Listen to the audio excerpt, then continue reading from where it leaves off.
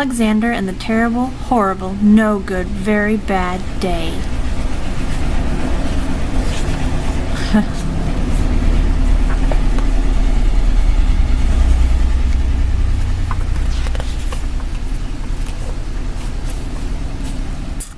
I went to sleep with gum in my mouth, and now there's gum in my hair, and when I got out of bed this morning, I tripped on the skateboard, and by mistake, I dropped my sweater in the sink while water was running, and I could tell it was going to be a terrible, horrible, no good, very bad day.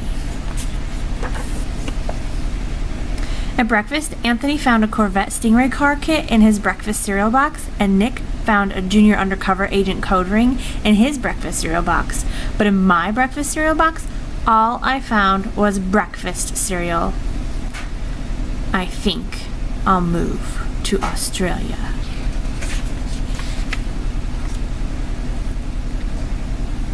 In the carpool, Mrs. Gibson let Becky have a seat by the window. Audrey and Elliot got seats by the window too.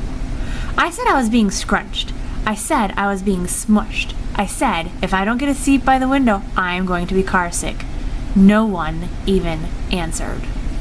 I could tell it was going to be a terrible, horrible, no good, very bad day.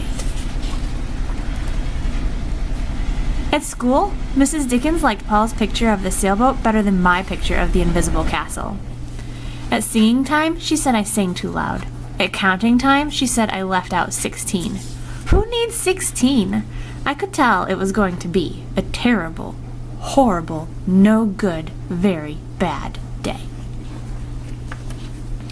I could tell because Paul said I wasn't his best friend anymore. He said that Philip Parker was his best friend and that Albert Moyo was his next best friend and that I was only his third best friend. I hope you sit on a tack, I said to Paul. I hope the next time you get a double-decker strawberry ice cream cone on the ice cream part falls off the cone part and lands in Australia.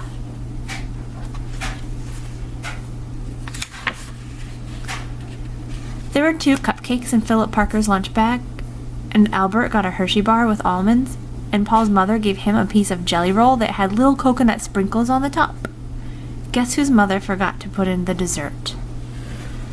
It was a terrible, horrible, no good, very bad day.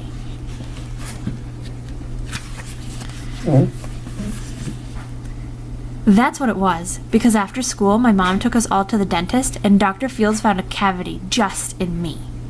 Come back next week and I'll fix it, said Dr. Fields. Next week, I said. I'm going to Australia.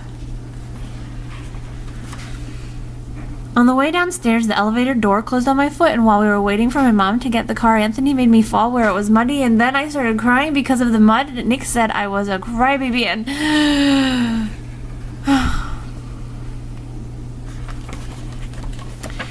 While I was punching Nick for saying crybaby, my mom came back with the car and scolded me for being muddy and fighting. I am having a terrible, horrible, no good, very bad day. I told everybody. No one even answered. So, then we went to the shoe store to buy some sneakers. Anthony chose white ones with blue stripes. Nick chose red ones with white stripes.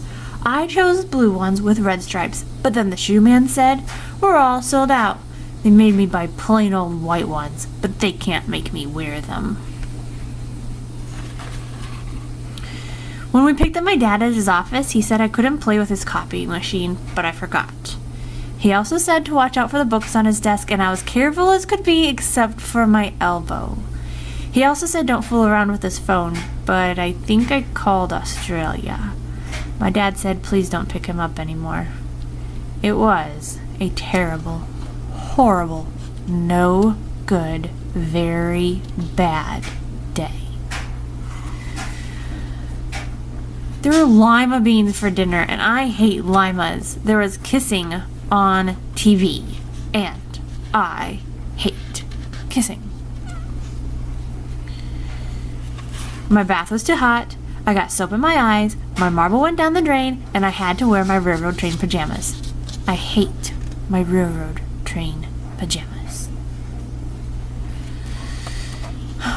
When I went to bed, Nick took back the pillow he said I could keep, and the Mickey Mouse nightlight burned out, and I bit my tongue. The cat wants to sleep with Anthony, not with me. It has been a terrible, horrible, no good, very bad day. My mom says some days are like that.